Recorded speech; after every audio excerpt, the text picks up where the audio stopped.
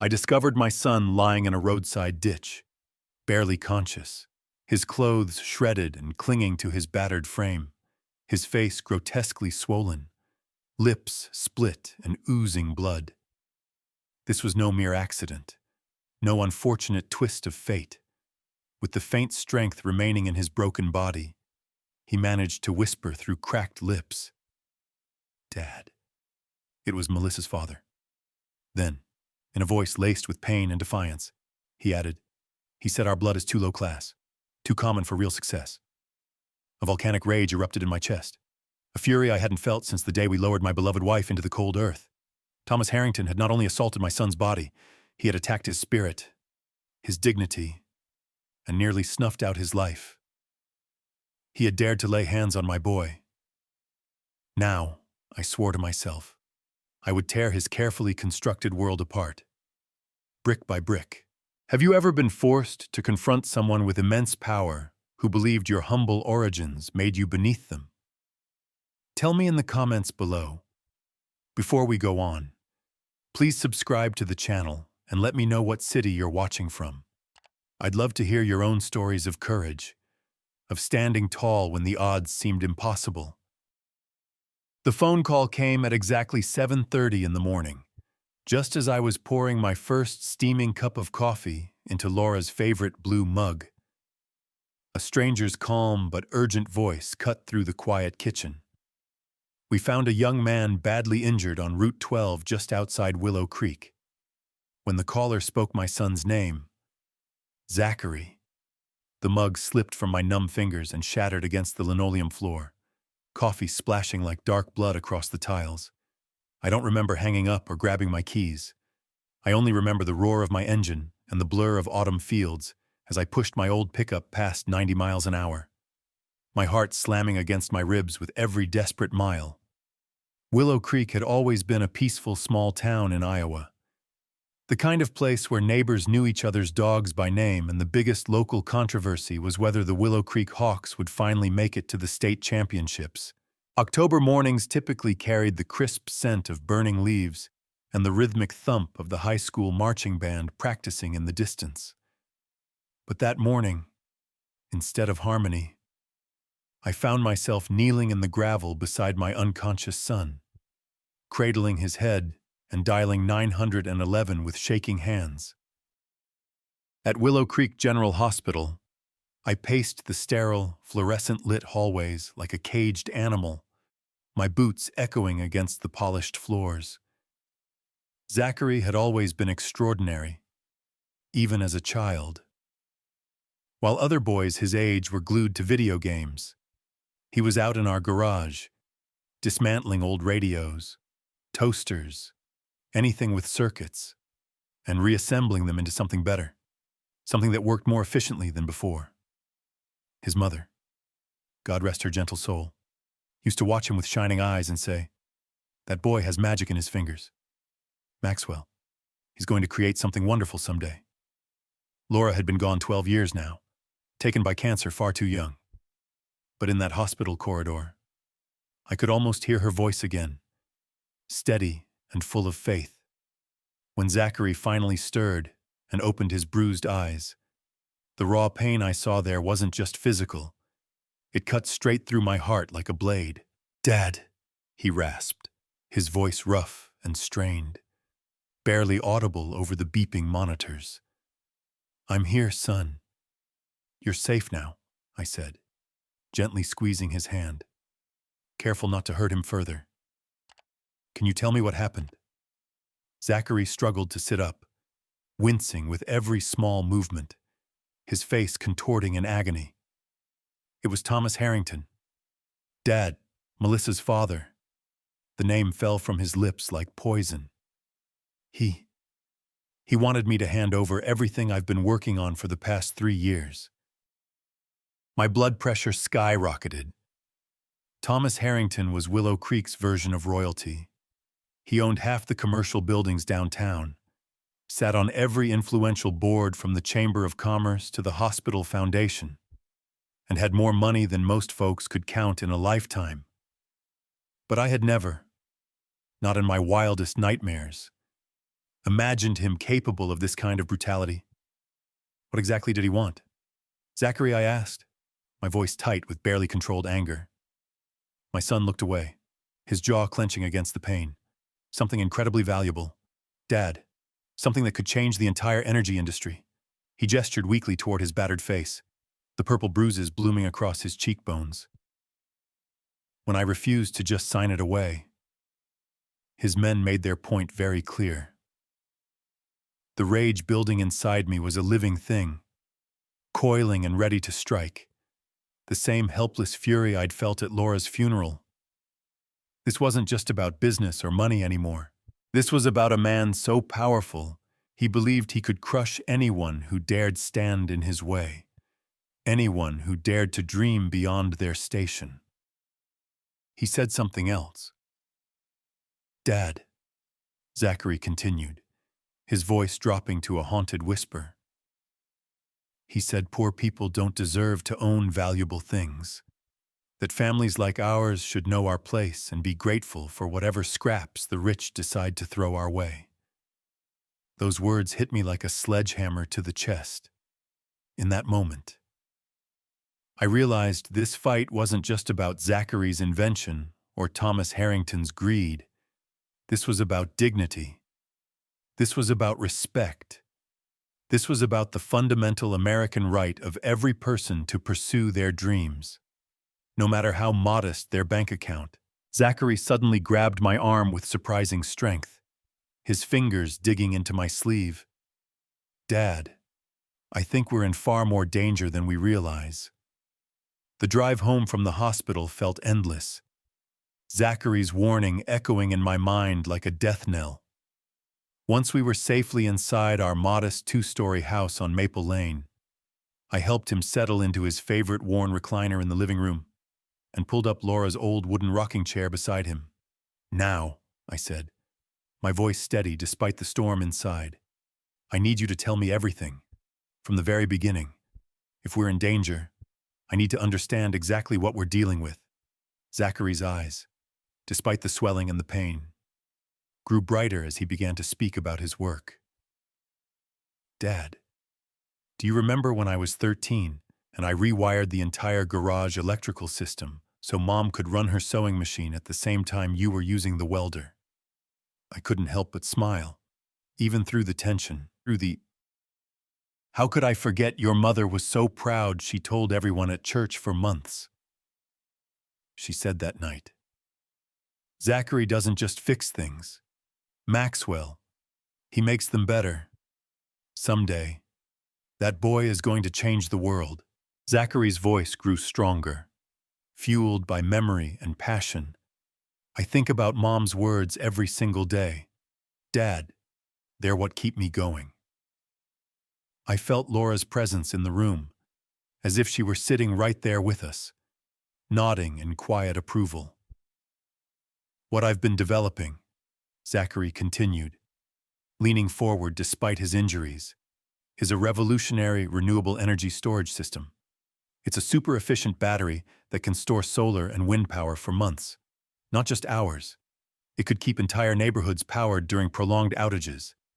It could make clean energy truly reliable, year-round, no matter the weather. The passion in his voice was pure Laura, but I could see the fear lurking beneath his excitement, a shadow that hadn't been there before. How did Thomas Harrington even find out about it, I asked. Melissa mentioned it casually during a family dinner at the Harrington estate, Zachary explained, shaking his head bitterly. She thought her father might be interested in investing, maybe help with patents, manufacturing, funding. She had no idea what kind of man he really is. I nodded, urging him on. Instead, he saw dollar signs and wanted it all for himself. What exactly was his offer, I pressed. $75,000, Zachary said, his voice dripping with disgust. For everything. My research, my prototypes, the patents, the entire intellectual property. He called it generous compensation for a hobby project. Zachary's hands clenched into fists despite the IV bruises on his knuckles. Dad, this technology could be worth hundreds of millions, maybe billions in the long run. It could completely revolutionize how America generates and stores power. And he wanted to buy it for the price of a luxury car. A protective anger surged through me, hot and primal. And when you refused, I asked, already knowing the answer but needing to hear it. He gave me that cold, condescending smile, Zachary said, his voice hardening. He said I was being foolish, that people like us should be grateful when our betters offer us opportunities. He threatened expensive legal challenges, patent disputes that could drag on for years and bankrupt families like ours in the process. The calculated cruelty of it took my breath away. This wasn't about negotiation. This was about domination, about keeping people like us firmly in our place, when I still wouldn't budge. Zachary continued, meeting my eyes with a determination I recognized from his mother. He sent his men. He paused, swallowing hard. This technology could change everything. Dad, it could help save the planet. That's why he wants it so badly. But I will never give it to him. Not now. Not ever. No matter what he does to us. I barely slept that night, staring at the shadows on the bedroom ceiling. Zachary's words replaying in an endless loop. By the time the first pale light of dawn crept through the curtains, I knew one thing with absolute certainty: we could not face this alone. Thomas Harrington had money, connections, and apparently no moral boundaries whatsoever.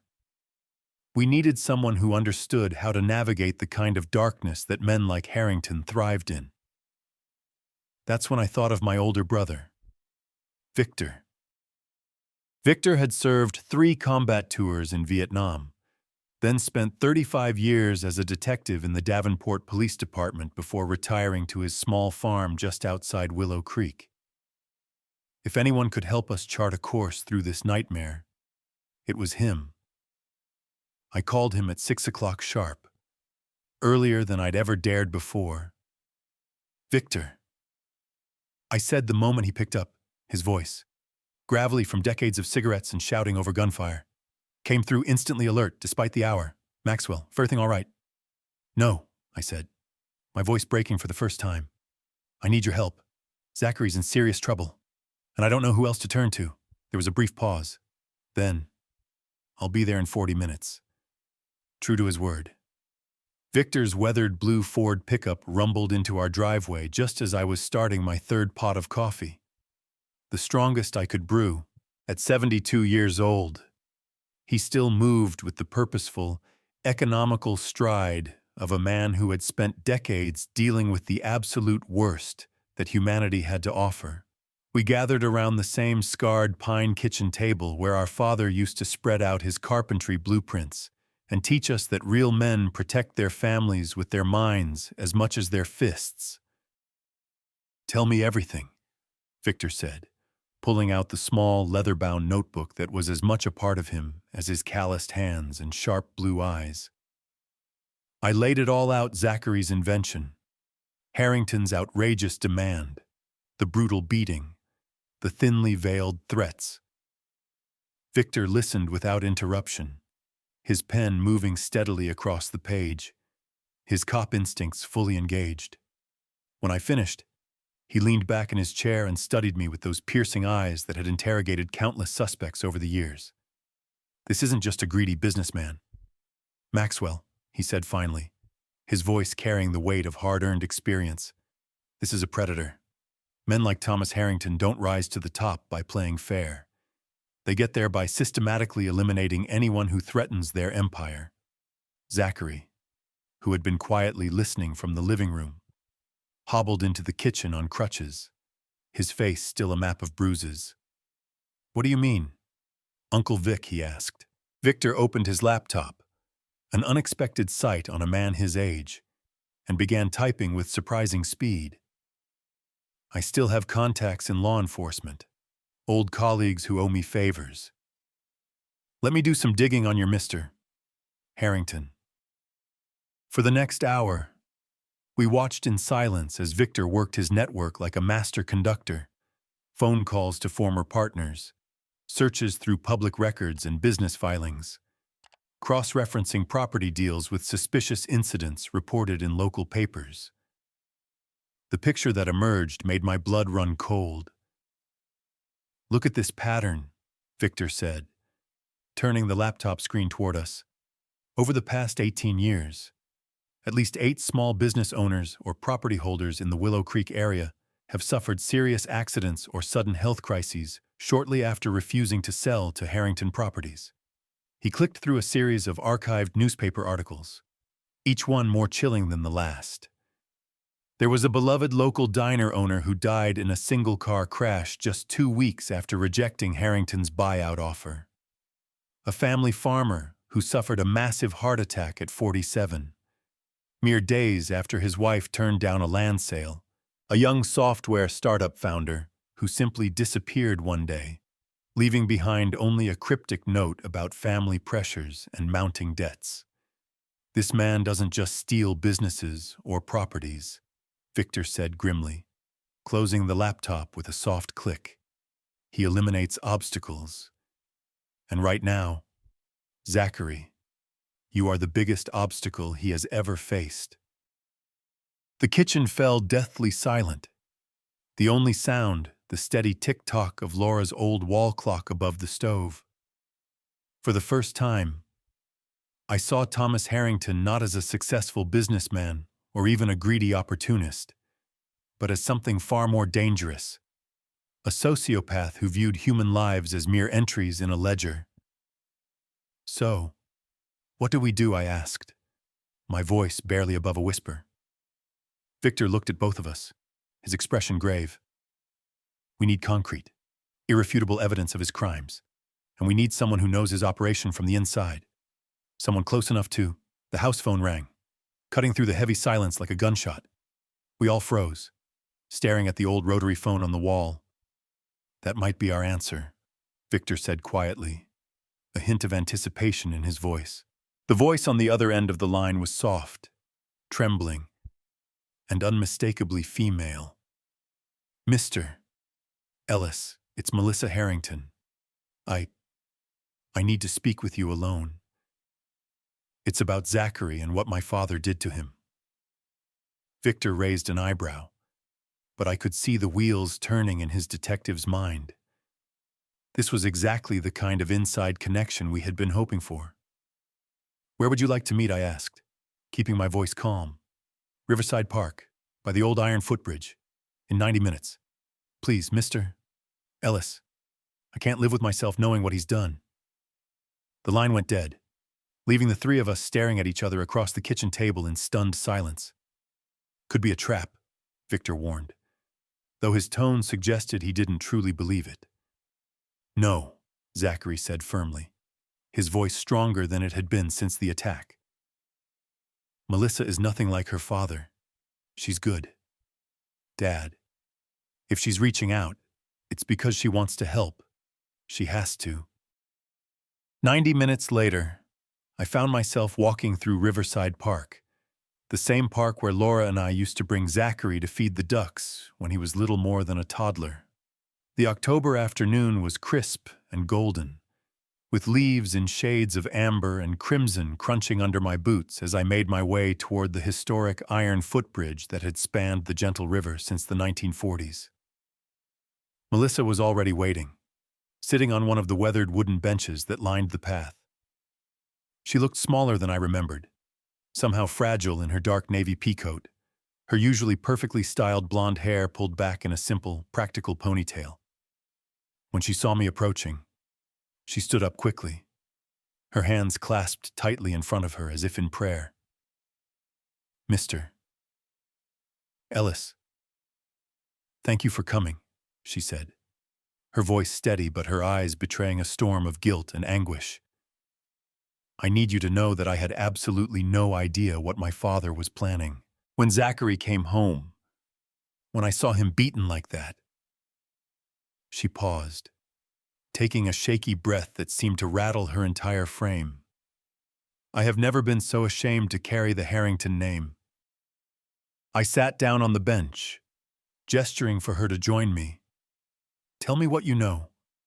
Melissa, I said gently.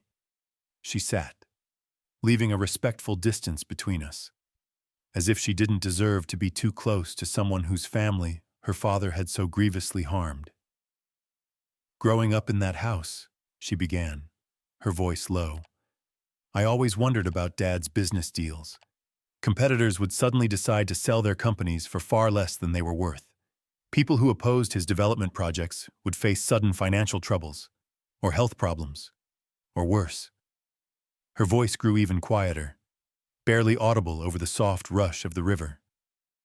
I told myself it was just coincidence, that successful businessmen always have enemies who spread vicious rumors. But after what happened to Zachary, I started paying closer attention, really listening to Dad's late-night phone calls, watching who came and went from his private study, taking note of the meetings he didn't want Mom or me to know about. She turned to face me directly, her blue eyes pleading for understanding. Mr. Ellis, my father isn't just a ruthless businessman. He's been systematically destroying anyone who gets in his way for decades. And he's been getting away with it because no one has ever been brave enough to stand up to him. The pain in her voice was raw and genuine, and I found myself believing every word. Why are you telling me this? I asked, keeping my tone soft.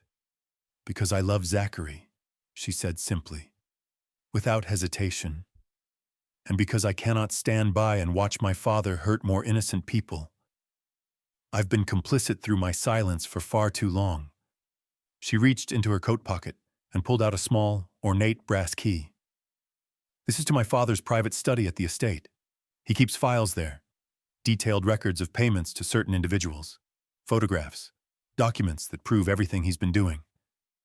My heart began to race. This could be the concrete evidence Victor had said we needed. Melissa, if your father discovers that you helped us, I know the risks, she interrupted, her voice firm despite the tremor in her hands. But I also know exactly where he keeps the records that could expose everything. Financial transactions going back 18 years, correspondence with his associates, evidence of crimes that would put him away for life. She stood up, smoothing down her coat with nervous precision. We need to act within the next few days, before he makes his next move against your family. I overheard him on the phone this morning. He's not done with you, Mr. Ellis. Not by a long shot. The plan we devised was simple in concept, but extraordinarily dangerous in execution. Melissa would access her father's private study during his regular Thursday evening board meeting at the country club. A meeting that historically ran well past midnight. Victor and I would monitor the operation from my pickup truck parked 2 blocks away, equipped with wireless earpieces linked to a tiny microphone Melissa would wear. Can you hear me? Melissa's whisper came through the earpiece that night, crystal clear despite the distance, loud and clear. Victor responded, his voice calm and professional. You've got maybe 2 hours, possibly less if the meeting ends early. Get what you can and get out fast.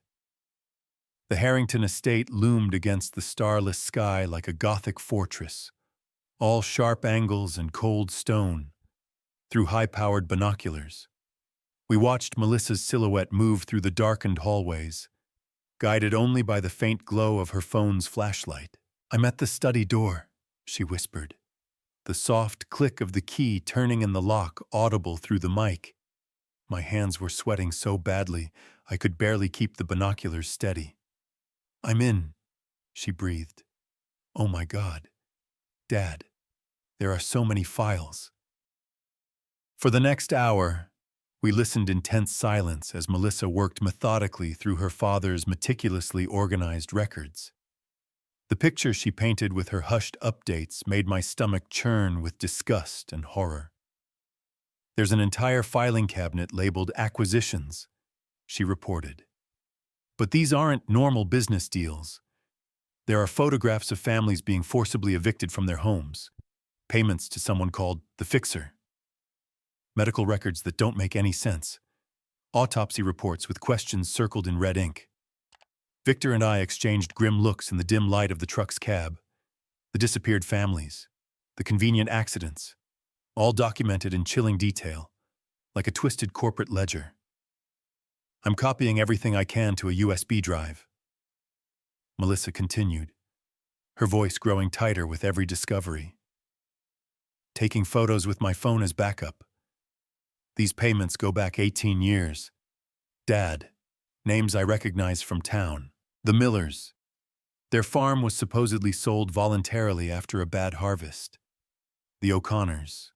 Their bakery closed after Mrs. O'Connor's sudden illness. I remembered both families well. The Millers had been pillars of the community. The O'Connors' bakery had been a Willow Creek institution. Now I understood what had really happened to them. Melissa, how much more time do you need? Victor asked urgently. Checking his watch. Almost done. I'm in his desk now. Wait. Her voice suddenly changed, laced with sharp fear. There's a folder labeled Future Targets. It has Zachary's name written across the top in Dad's handwriting. My blood turned to ice in my veins. What does it say? I whispered, barely able to form the words. It's a complete dossier on the Ellis family, Melissa said, her voice trembling. Surveillance photos of your house, your daily routines, Zachary's commute to the community college, even pictures of you at the hardware store. Mr. Ellis, this isn't just about the battery invention anymore. He's been planning something much bigger, something permanent. Before I could respond, the sound of an engine growing closer cut through the night. Melissa, Victor said sharply. Someone's coming. That's impossible, Melissa whispered, panic rising. Dad's board meeting never ends before midnight. The unmistakable slam of a car door echoed through the mic, through the binoculars. We watched headlights sweep across the long driveway as Thomas Harrington's silver Bentley returned hours ahead of schedule.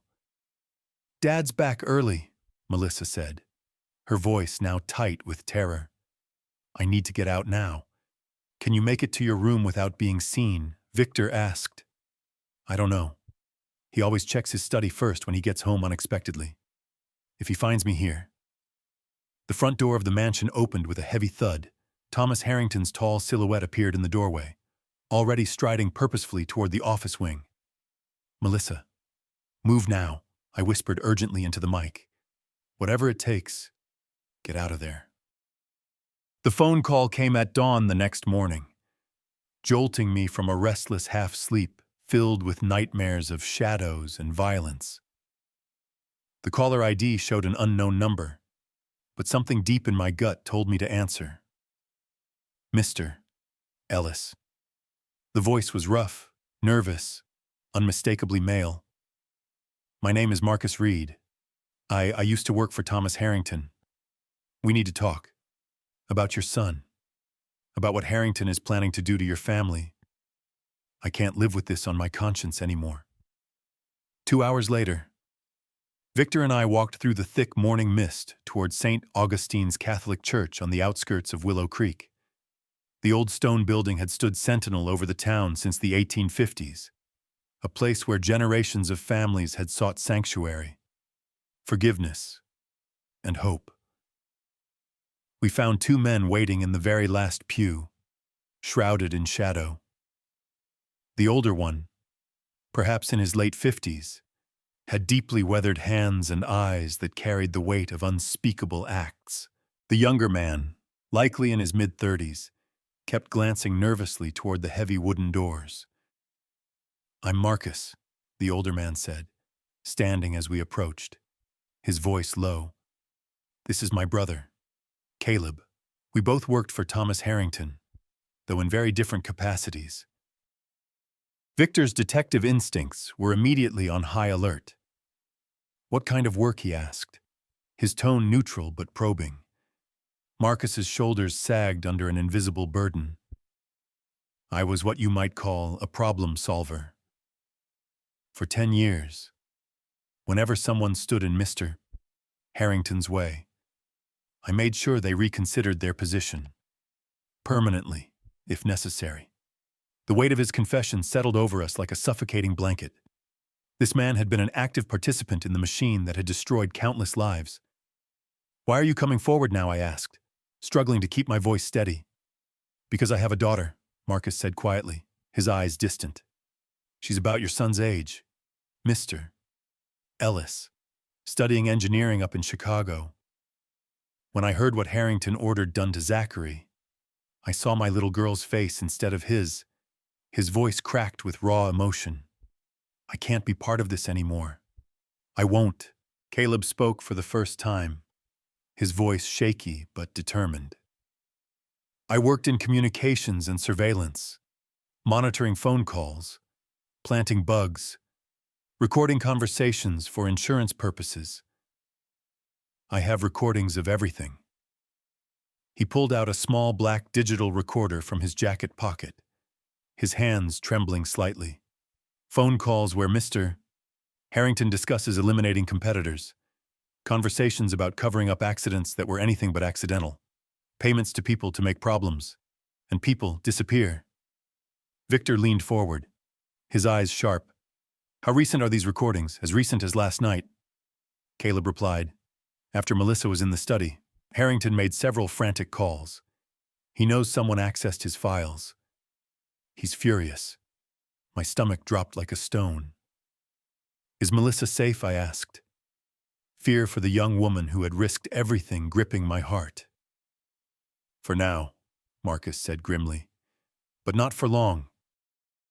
Harrington suspects family betrayal, and that's something he has never tolerated. Not ever." Caleb activated the recorder. And suddenly, Thomas Harrington's cold, aristocratic voice filled the sacred space of the church, profane in its calculated evil.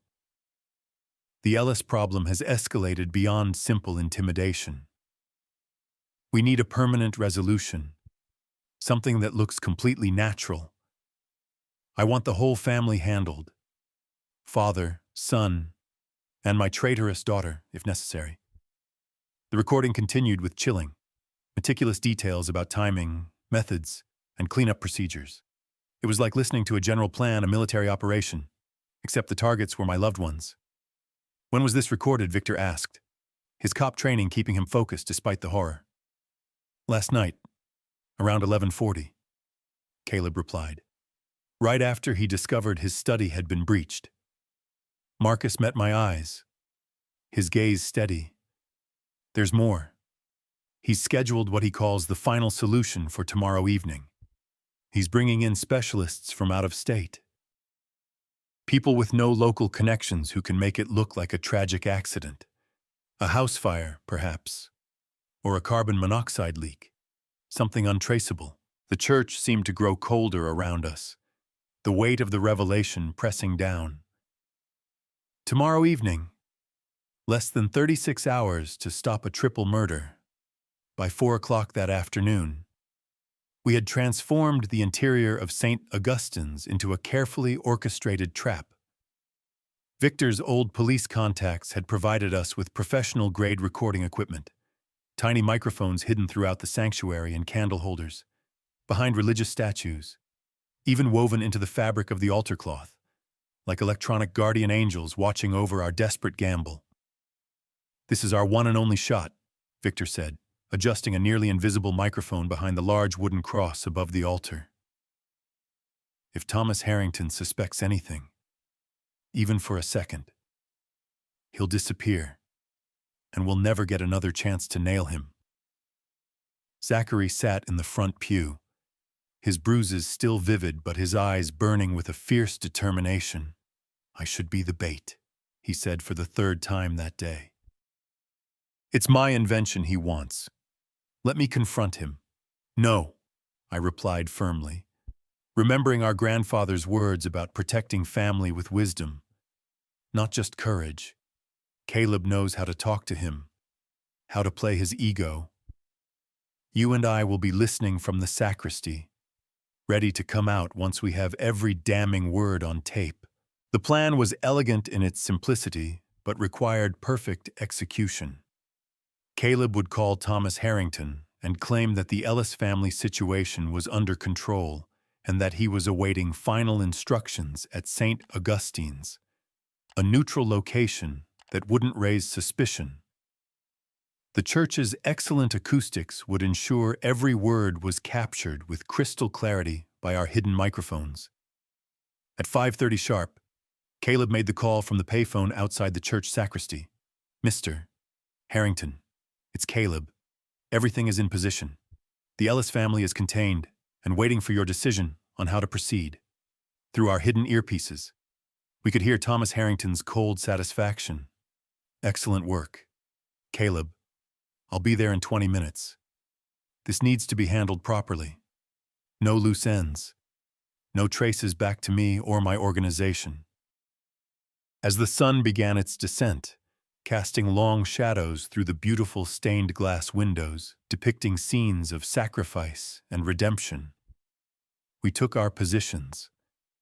Victor crouched behind the massive pipe organ. Zachary and I concealed ourselves in the small sacristy behind the altar. Caleb stood near the altar steps, looking appropriately nervous for someone about to commit multiple felonies at the behest of his boss. The sound of expensive leather shoes echoing on the ancient wooden floors announced Thomas Harrington's arrival. He entered the church alone, his arrogance clearly convincing him that the situation was completely under his control. "Where are they?" Harrington's voice rang out through the empty sanctuary, cold and businesslike, as if he were conducting a board meeting. "In the back room, sir," Caleb replied, his voice steady despite the wire taped to his chest. "All three of them. Maxwell Ellis, his son Zachary, and your daughter Melissa. They're secured and waiting for your final instructions." I held my breath in the darkness of the sacristy, my hand resting on Zachary's shoulder. This was the moment of truth. Harrington walked deeper into the church, his footsteps confident and unhurried. "Good. Now, listen carefully because I want this done exactly right. The father and son need to disappear permanently. Make it look like they fled town in a panic after realizing they were in over their heads. A car accident on a remote highway would be perfect. Single vehicle, high speed, no witnesses. The hidden recording equipment captured every chilling word in high definition. And my daughter," Harrington continued, his voice completely devoid of any paternal warmth or emotion, "has proven she cannot be trusted with family loyalty. She will need to be educated about the consequences of betrayal, perhaps a tragic accident of her own. Something that looks like she was attempting to help her boyfriend's family escape justice." Caleb, playing his part perfectly, nodded and asked for clarification on specific details that made my stomach turn. Timing, location, disposal of evidence. Harrington spoke about our elimination with the same detached efficiency he might use to discuss a hostile corporate takeover.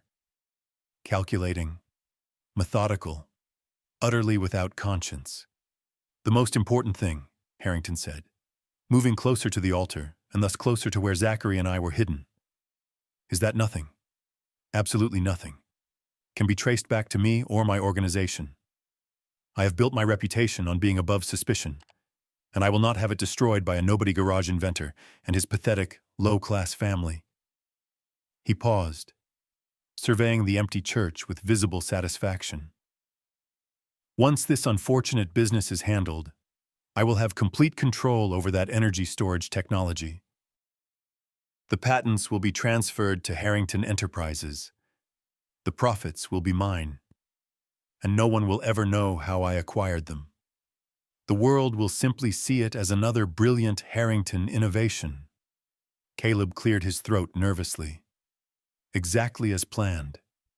And the cleanup. Sir, how thorough scorched earth," Harrington replied without hesitation.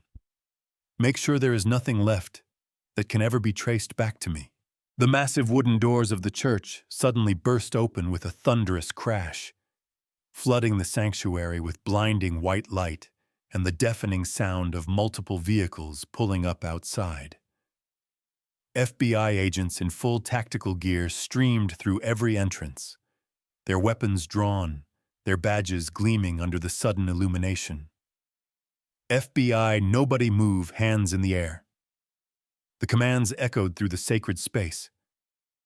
Thomas Harrington spun around, his face transforming from cold confidence to absolute shock in the span of a single heartbeat. For the first time since I had known of him, the man who controlled half of Willow Creek looked genuinely afraid, his carefully constructed mask of invincibility shattered. "What is the meaning of this outrageous intrusion?" he demanded. But his voice cracked slightly, betraying his panic. "I am here for a private prayer service." Special Agent Carla Ramirez, the lead investigator, stepped forward with a small recording device held high in her hand. "Mr. Thomas Harrington, you are under arrest for conspiracy to commit murder, extortion, racketeering, and multiple counts of fraud. Everything you just said has been recorded in its entirety and will be used as evidence against you in a court of law." That was our cue. Zachary, Victor, and I emerged from the sacristy, followed closely by a news crew that had been strategically positioned in the church narthex, their cameras rolling to capture every moment of Harrington's downfall. Thomas Harrington's eyes widened in abject horror as he realized the full scope of how completely he had been outmaneuvered. "You," he snarled, pointing a trembling finger at me, his face contorted with rage and disbelief. "This is entrapment. This is illegal. My lawyers will have this entire farce thrown out of court before breakfast." Agent Ramirez interrupted him calmly. This was a citizen-led investigation that uncovered evidence of an ongoing criminal conspiracy. Every recording was made with the full consent of all willing participants. Caleb stepped forward into the light, dramatically removing the wire he had been wearing. "Including me, Mr. Harrington, I have been cooperating with federal authorities for the past 10 hours. The look of betrayal on Thomas Harrington's face might have been satisfying if it weren't so utterly pathetic. This man, who had destroyed families, ruined lives, and eliminated anyone who stood in his way, was finally facing the consequences of his decades of evil. Melissa Harrington called out desperately as his daughter entered the church, flanked by 2 more federal agents. "Tell them this is all a terrible misunderstanding. Tell them about family loyalty." Melissa walked up to her father slowly, her spine straight, her chin held high, and her voice steady as steel. "Family loyalty works both ways. Dad, I couldn't let you hurt any more innocent people. I couldn't be silent while you destroyed lives for your own greed and power. You taught me that the Harrington name meant something. Well, today, I'm making sure it stands for justice."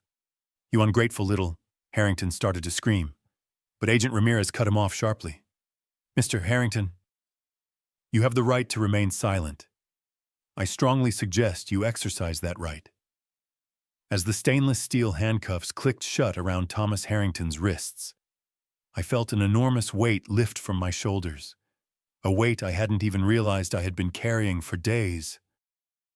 This man who had seemed so powerful, so untouchable, now looked like exactly what he was, a common criminal who had finally run out of people to intimidate and lives to ruin. "This isn't over," Harrington hissed venomously as the agents began to lead him away toward the waiting patrol car.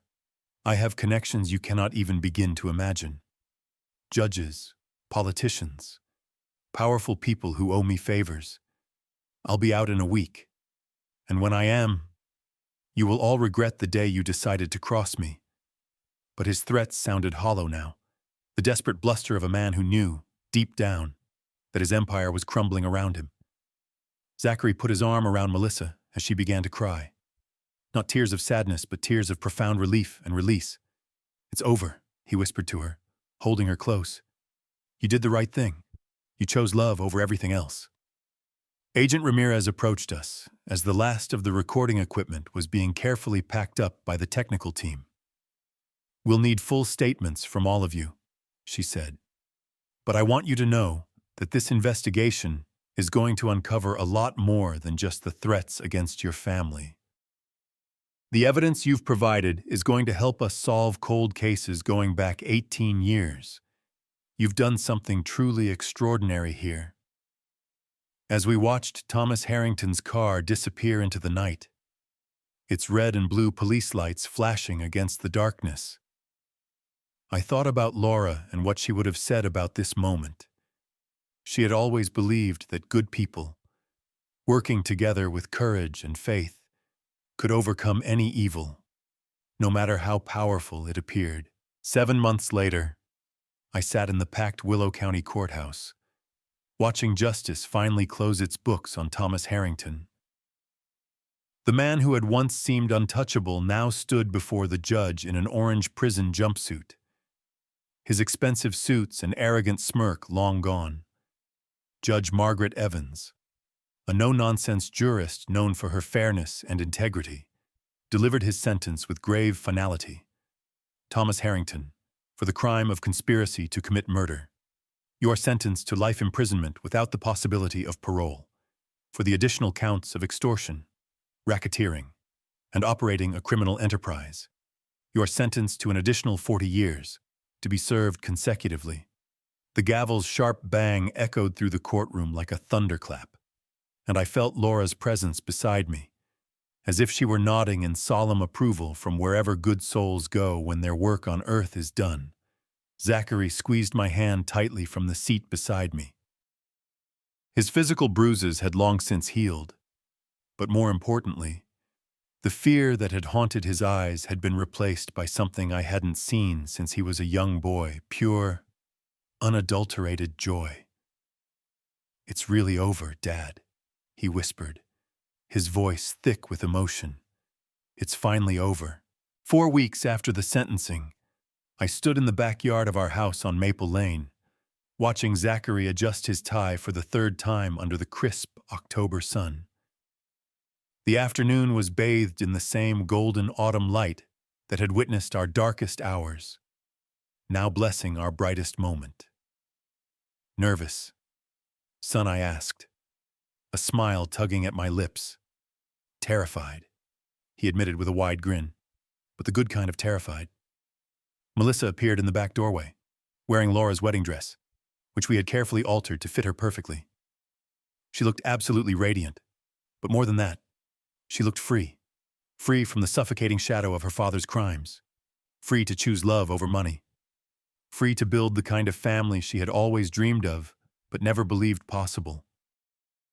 Victor, in his best suit and with tears in his eyes, walked her down the aisle we had set up in our modest backyard garden, past the same garage where Zachary had built his first robot as a child, where he had developed the revolutionary renewable energy system that had nearly cost us everything but ultimately saved us all.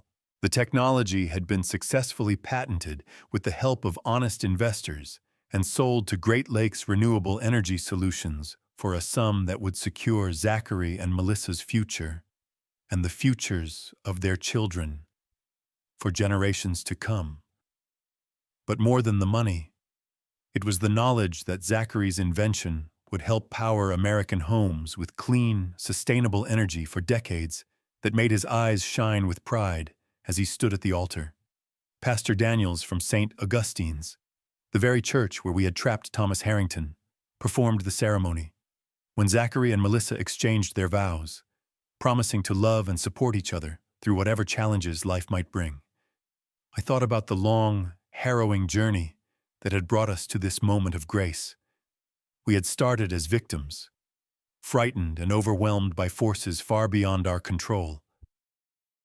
But we had discovered something that Thomas Harrington, with all his wealth and power, had never understood: that ordinary people, bound together by love, faith, and unwavering determination, possess a power that no amount of money can ever buy. "I promise to stand by you," Melissa said, her voice clear and strong as she looked into Zachary's eyes. "To choose courage over comfort, truth over convenience, and love over everything else." Zachary's response brought tears to my eyes, and to the eyes of everyone gathered. "I promise to build our future together," he said, "to create something beautiful from whatever materials life gives us, just like my father taught me, just like his father taught him." After the ceremony, as neighbors and friends celebrated in our simple backyard with lemonade and a sheet cake from Miller's Bakery downtown, the same place where Laura used to buy my birthday cakes every year, I found myself standing quietly by Laura's rose garden, thinking about the profound lessons this experience had taught us all. Marcus and Caleb Reed had both received significantly reduced sentences in exchange for their full cooperation with the federal investigation, and both were now working to rebuild their lives and make amends for the harm they had caused. Even in the darkest circumstances, I realized conscience could still awaken, and redemption was always possible for those willing to seek it. As the sun set over Willow Creek in a blaze of orange and pink, Zachary and Melissa cut their wedding cake, a simple but delicious chocolate creation. Nothing fancy, nothing expensive, but made with love by people who truly cared about their community. Later, as the evening wound down and the paper lanterns we had hung began to glow softly in the dusk, Zachary pulled me aside near the old maple tree. "Melissa and I have some news." "Dad," he said, his face glowing with happiness, "we're expecting a baby next summer." I felt my heart expand with a joy I hadn't experienced since the day Zachary himself was born. A new generation, a fresh start, a chance to pass on the values of integrity, perseverance, and love that had carried our family through its darkest hour. That night, as I sat alone on the front porch, watching the stars emerge one by one over our quiet street, I whispered a prayer of gratitude to Laura, to my own father, and to whatever divine force in the universe ensures that love ultimately triumphs over hate, that justice eventually overcomes corruption, and that hope always finds a way to bloom, even in the hardest and most unforgiving soil. Looking back on everything that had happened to our family, I realized that this wasn't just about protecting Zachary's invention or standing up to a powerful and corrupt man. This was about something much deeper, something eternal. This was about the ongoing struggle between good and evil, between those who use their power to lift others up and those who use it to tear others down.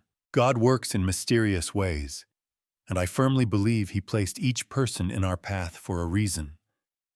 Marcus and Caleb Reed found their conscience when it mattered most. Melissa Harrington chose love over luxury and truth over family loyalty to evil. Even Victor's old police connections became instruments of justice when we needed them most. The Lord teaches us that no weapon formed against the righteous shall prosper. And our story, our true story, proves that truth beyond any doubt. When Thomas Harrington thought he held all the power, when he believed his money and connections made him untouchable, God was already preparing his downfall through the very people he thought he controlled. If there is one lesson I want to pass on from this grandfather's story, it is this: never let anyone, no matter how rich or powerful, convince you that your dreams don't matter because of where you come from or how much money you have. Zachary's invention didn't become valuable because a rich man coveted it. It was always valuable because it came from a good heart, a brilliant mind, and a desire to make the world better. This true story taught our family that ordinary people can accomplish truly extraordinary things when they stand together in love and righteousness. We learned that courage is not the absence of fear. It is doing what is right despite being afraid. Most importantly, we discovered that love and determination can overcome any obstacle, no matter how powerful or terrifying your enemies might seem. Sometimes the most important grandfather stories aren't about fairy tales or distant heroes. They are about real families, everyday people who refuse to give up when everything seems hopeless. Our true story shows that with faith, family, and unwavering moral principles, even the smallest David can defeat the mightiest Goliath. as I watch Zachary and Melissa begin to raise their children, teaching them the same values that Laura and I tried so hard to instill. I am reminded that every generation faces its own battles between right and wrong, between light and darkness. But with God's guidance, the love of family, and the courage to stand firm, good will always find a way to triumph in the end. What did you think of our family's journey? Have you ever faced a situation where you had to choose between what was easy and what was right? Between comfort and courage? Share your thoughts and your own stories in the comments below. I would truly love to hear from you. And if this story touched your heart in any way, please subscribe to our channel and share it with someone who might need to hear that hope and justice still exist in this world. That good people standing together can overcome even the darkest evil.